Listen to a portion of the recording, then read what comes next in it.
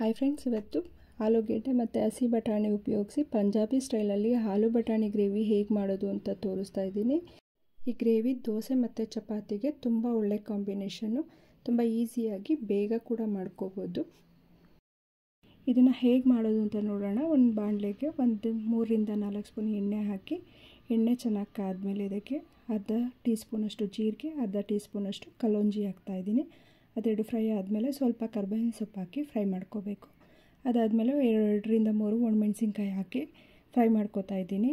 ಇದಿಷ್ಟು ಫ್ರೈ ಆದಮೇಲೆ 2 ಆಲೂಗೆಡ್ಡೆನ ಕಟ್ ಮಾಡಿ ಹಾಕ್ತಾಯಿದ್ದೀನಿ. ಮೀಡಿಯಮ್ ಸೈಜಲ್ಲಿ ಕಟ್ ಮಾಡಿ ಹಾಕಬೇಕು. ತುಂಬ ದಪ್ಪನೂ ಇರಬಾರ್ದು, ತುಂಬ ಸಣ್ಣನೂ ಇರಬಾರ್ದು. ಮೀಡಿಯಮ್ ಸೈಜಲ್ಲಿ ಕಟ್ ಮಾಡಿ ಹಾಕಿ ಫ್ರೈ ಮಾಡ್ಕೋತಾ ಇದ್ದೀನಿ. ಇವಾಗ ಇದಕ್ಕೆ 1/4 ಟೀ ಚಮಚದಷ್ಟು ಅರಿಶಿನ ಹಾಕಿ ಮತ್ತೆ ಫ್ರೈ ಮಾಡ್ಕೋತಾ ಇದ್ದೀನಿ. ಮಿಕ್ಸ್ ಮಾಡಿಕೊಂಡು 1 ನಿಮಿಷ ಫ್ರೈ ಮಾಡ್ಕೋಬೇಕು. ಆಲೂಗೆಡ್ಡೆ ಸ್ವಲ್ಪ ಫ್ರೈ ಆಗ್ತಿದ್ದಾಗೇ ಇದಕ್ಕೆ ಒಂದು ಸಣ್ಣ ಬೌಲಲ್ಲಿ ಹಸಿ ಬಟಾಣಿ ಹಾಕ್ತಾಯಿದ್ದೀನಿ. ಹಸಿ ಬಟಾಣಿ ಇಲ್ಲ ಅಂದರೆ ನೆನೆಸಿದ ಬಟಾಣಿ ಹಾಕಬೇಕು. ಈಗ ಹಸಿ ಬಟಾಣಿ ಹಾಕಿ ಮಿಕ್ಸ್ ಮಾಡ್ಕೋತಾ ಇದ್ದೀನಿ.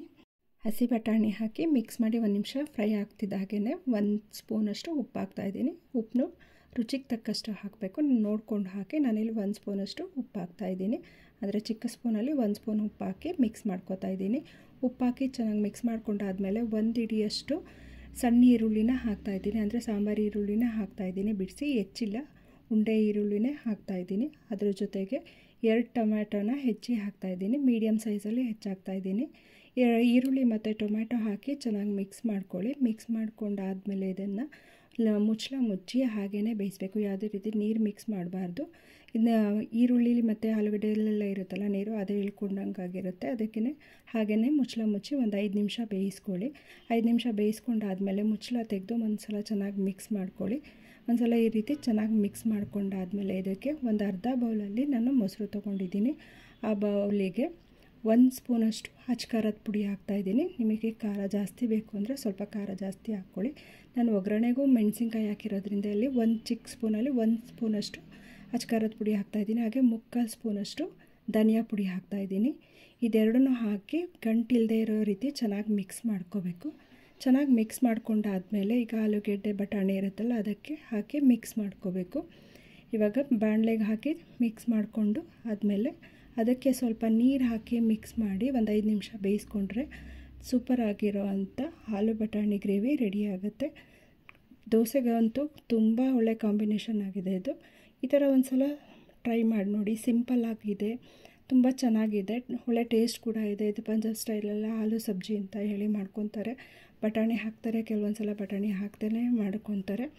ತುಂಬ ಚೆನ್ನಾಗಿದೆ. ಈ ಥರ ಒಂದು ಸಲ ಟ್ರೈ ಮಾಡಿ ನೋಡಿ. ಚೆನ್ನಾಗಿ ಮಿಕ್ಸ್ ಮಾಡಿಕೊಂಡು ಒಂದು 5 ನಿಮಿಷ ಬೇಯಿಸ್ಕೊಂಡಾದಮೇಲೆ ಇದಕ್ಕೆ ಹೆಚ್ಚಿರುವಂಥ ಕೊತ್ತಂಬರಿ ಸೊಪ್ಪನ್ನ ಹಾಕ್ತಾಯಿದ್ದೀನಿ. ಕೊತ್ತಂಬರಿ ಸೊಪ್ಪು ಹಾಕಿ ಮಿಕ್ಸ್ ಮಾಡಿ 1 ನಿಮಿಷ ಬೇಯಿಸ್ಕೊಳ್ಳಿ. ಬೇಯಿಸ್ಕೊಂಡ್ರೆ ಗ್ರೇವಿ ರೆಡಿ ಆಗುತ್ತೆ. ತುಂಬ ಒಳ್ಳೆ ಟೇಸ್ಟ್ ಇದೆ.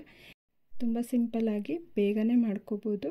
ಯಾವುದೇ ರೀತಿ ಮಸಾಲೆಗಳನ್ನ ಹುರಿಯೋದಾಗಲಿ ರುಬ್ಬೋದಾಗಲಿ ಏನೂ ಇಲ್ಲ, ಈಸಿಯಾಗಿ ಮಾಡ್ಕೋಬೋದು. ಒಂದು 10-15 ನಿಮಿಷದಲ್ಲೆಲ್ಲ ಇದು ರೆಡಿ ಆಗುತ್ತೆ. ಇವಾಗ ನಾನಿಲ್ಲಿ ಇದಕ್ಕೆ ಒಂದು ಅರ್ಧ ಸ್ಪೂನಷ್ಟು ತುಪ್ಪ ಹಾಕಿ ಮಿಕ್ಸ್ ಮಾಡ್ತಾಯಿದ್ದೀನಿ. ತುಪ್ಪ ಫ್ಲೇವರು ಕೊಡುತ್ತೆ ಮತ್ತು ಟೇಸ್ಟು ಕೊಡುತ್ತೆ, ಹಾಗಾಗಿ ತುಪ್ಪ ಹಾಕಿ ಮಿಕ್ಸ್ ಮಾಡ್ತಾಯಿದ್ದೀನಿ. ಇವಾಗ ಗ್ರೇವಿ ರೆಡಿಯಾಗಿದೆ. ಇದನ್ನು ನಾನಿಲ್ಲಿ ದೋಸೆ ಜೊತೆ ಸರ್ವ್ ಮಾಡ್ತಾಯಿದ್ದೀನಿ. ದೋಸೆ ಜೊತೆ ಕಾಂಬಿನೇಷನ್ ಆಗಿ ತುಂಬ ಚೆನ್ನಾಗಿದೆ.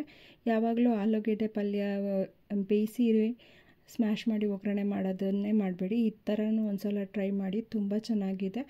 ಈ ಪಲ್ಯ ಚಪಾತಿ ಜೊತೆ ಕೂಡ ತುಂಬ ಚೆನ್ನಾಗಿದೆ. ನೋಡಿ ಎಷ್ಟು ಸಾಫ್ಟಾಗಿದೆ ಮತ್ತು ಈರುಳ್ಳಿ ಎಲ್ಲ ಸಾಫ್ಟಾಗಿ ಬೆಂದು ಉಪ್ಪು ಖಾರ ಎಲ್ಲ ಕರೆಕ್ಟಾಗಿ ಚೆನ್ನಾಗಿ ಬೆಂದಿದೆ ಮತ್ತು ಟೇಸ್ಟ್ ಕೂಡ ಚೆನ್ನಾಗಿದೆ. ಈ ಥರ ಒಂದು ಸಲ ಟ್ರೈ ಮಾಡಿ ನೋಡಿ.